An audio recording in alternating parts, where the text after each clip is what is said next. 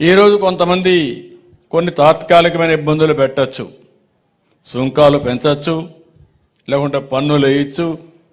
దీనివల్ల ఏదో భారతదేశ చరిత్ర ఆగిపోతుంది అనుకుంటే అది భ్రమ తప్ప ఇంకోటి కాదు.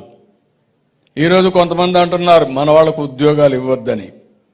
వీళ్ళు ఉద్యోగాలు ఇవ్వడం కాదు, మనం లేకపోతే ఆ దేశాలు అభివృద్ధి కాని రోజు తొందరలో వస్తుందని చెప్పి కూడా నేను మీకు తెలియజేస్తున్నా. మన సేవలు ప్రపంచానికి అవసరం.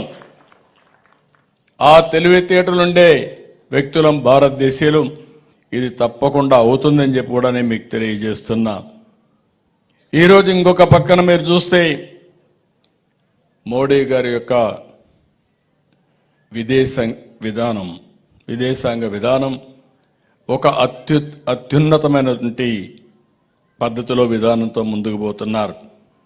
అన్ని దేశాలతో సఖ్యంగా ఉండాలని మన ఆలోచన.